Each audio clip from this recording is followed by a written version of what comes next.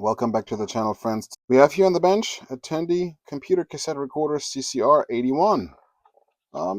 Nice device. It's almost pristine. It's got some cable burn here. This happens when the power cable and styrofoam is next to one another. Sometimes over time it'll just press itself into the ABS plastic and then get all gnarly. But it's clean. It's got minor usage tracks and scratches and such. We got this little carrying handle, super convenient.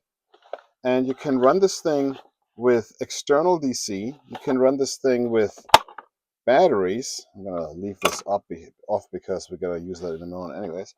And you can hook this thing up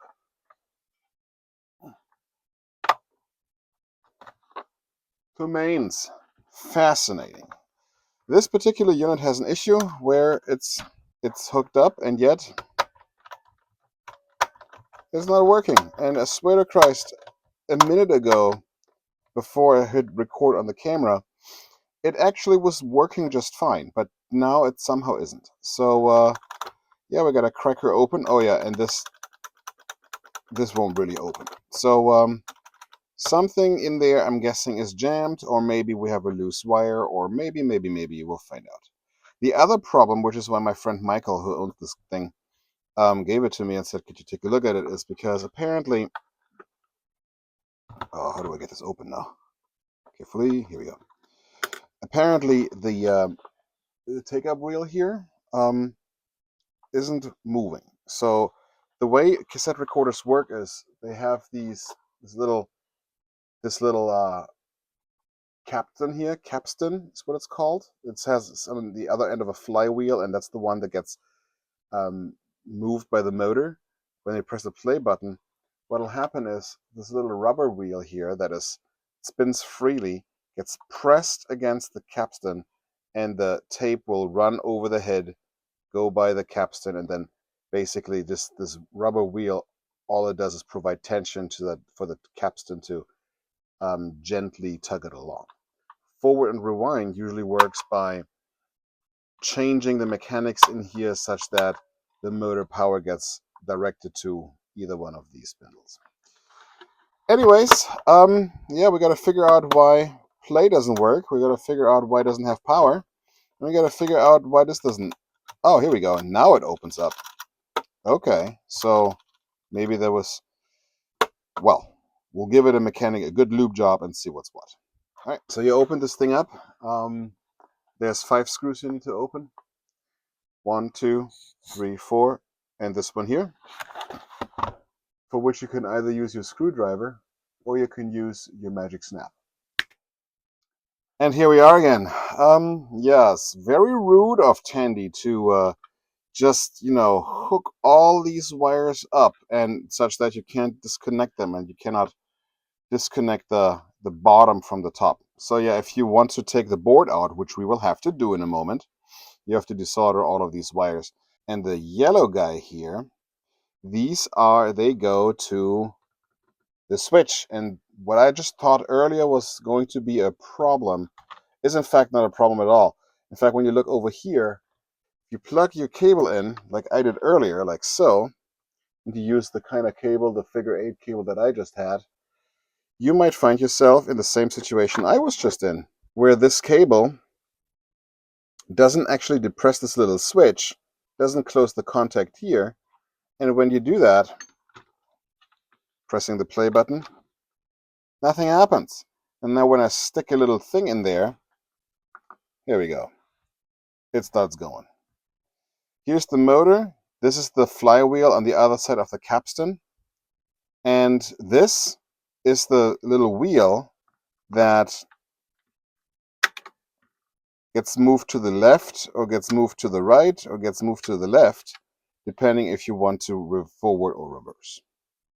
Next, what we're going to do is we are going to quickly desolder all of these wires here and take this shield here off, and take these 2 wires off that go to the power LED.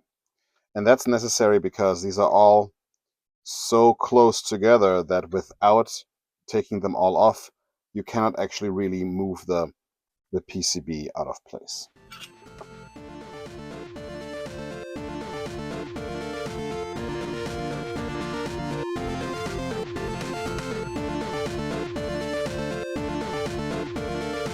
Oh, maybe I should. Maybe I should take the mains power off the plug. What do you think? Obligatory warning: don't work on things that have mains input unless you're a lunatic like me or know what the heck you're doing.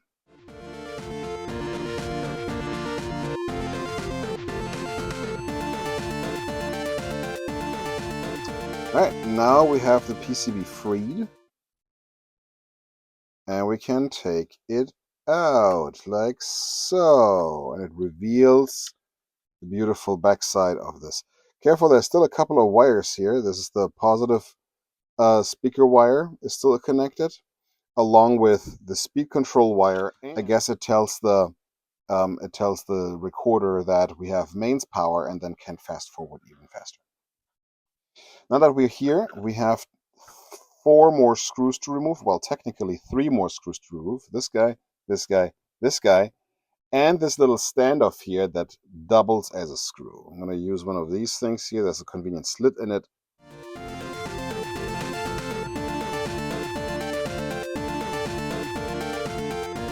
Now the mechanism can come up and out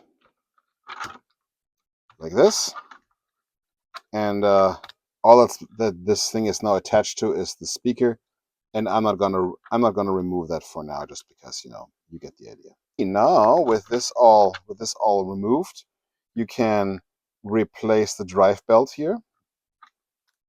Make sure you're not as dumb as I am and accidentally have it slip underneath the flywheel for the capstan. That would be stupid.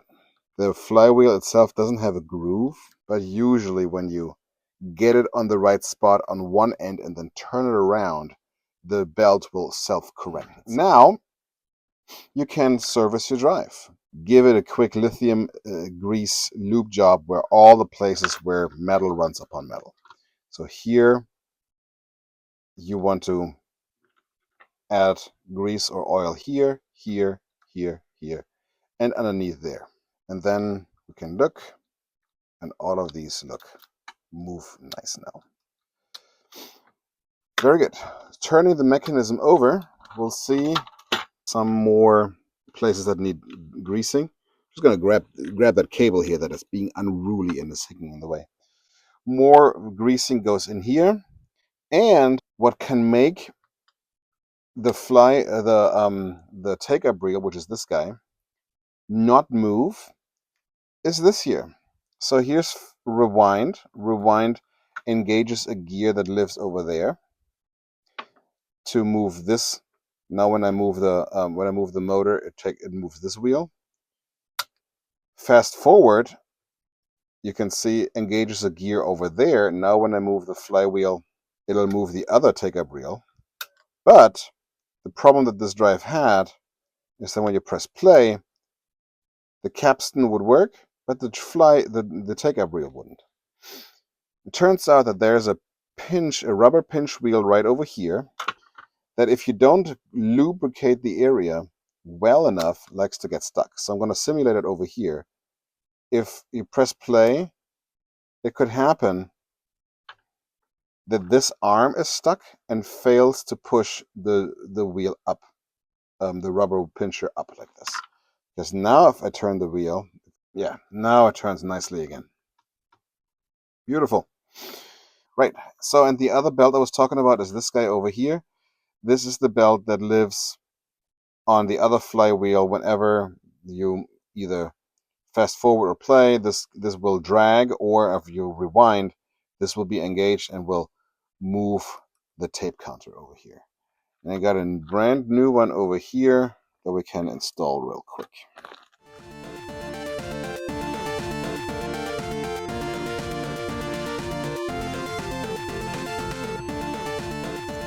Oops, in order to, something always has to fall down, right? That's just in the nature of things for Bastion. All right, and Not quite yet. We gotta make sure that we thread it around all three rollers. There's the dragging wheel roller, and then of course there's the roller for the wheel itself. So when we now twist this, it'll move the counter just nicely. All right, since we're here, since this thing is open, not that it's strictly necessary because I don't see much dirt on there, and it doesn't seem to me that there was much use of this device. Let's clean the head. This is the playhead, and this is the erase head. Let's just give them a quick clean with some IPA. Also, what I like to do is I like to just clean the pinch rollers here. All right, so now we're done servicing the top side of the mechanism, which is great. Everything seems to be moving smoothly. And now we can put it back into its case.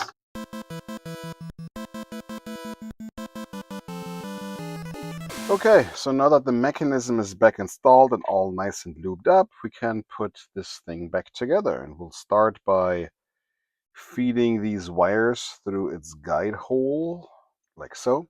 Okay, and now here comes the big gotcha of this servicing, the reason why we're making a tutorial in the first place. You see this here? This is a pin. This pin gets manipulated, as you can see here, when you press the record button. And this pin changes the mode of the device from playback to record.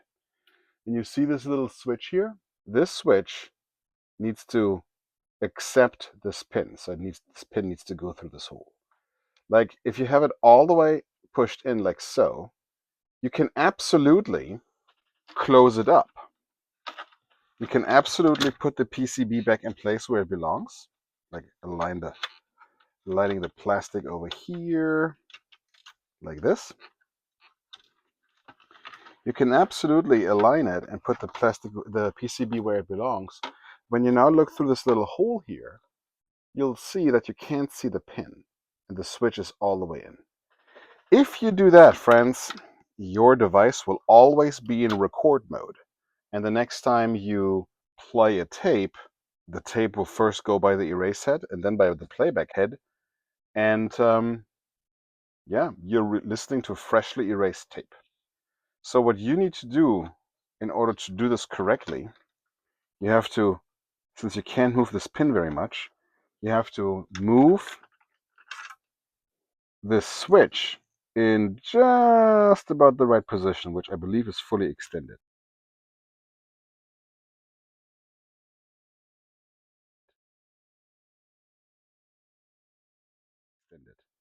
And then you have to look from above into the little hole and see if you can align them just so. And it just didn't work out. There we go. And you need to align them just so. And if you've successfully done that, it'll look like this. You can see how there's this little hole here. The white plastic now has this little metal pin inside. So you can double check your work by pressing this button here. And if you see that the mechanism actually engages the switch a little bit, then you've succeeded. Great. So that's really the important part. If you screw this up, you can kiss all your precious little tapes goodbye. So now that we are here, the pin is correctly aligned, the PCB is correctly aligned. Before we put the shield back on, we're just quickly going to reattach this cable here. In this case, the blue cable is ground, and ground is this guy here, purple is this guy. So I'm just going to reattach the cable real quick. And now for the shield. And now we can reattach the wires up here. And the sequence is as follows. White first on the left, followed by one of the blues, then the other blue. Then we got a spare one, so we leave this one here empty. And then the ground wires. You can attach any black wire to any other black wire, that's fine. The red one comes next, and the orange one lives over here.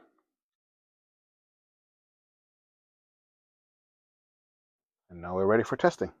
So, I put my plastic tool in here to put it up. There we go. It works fine. What I also like to do is unplug the mains. And then you can hook up to the battery terminals over here. And you can hook up to the battery terminal over there. Use your bench supply to feed 6 volts into this. And this baby should work like a charm. Great. Let's put her back together. So yeah, and just like that, I would say that this Tandy computer cassette recorder CCR-81 is repaired. Please like, share, and subscribe. And if you need anything repaired, restored, or modded, call your boy Retro Bytemeister at retrobytemeister.com. Thanks for watching.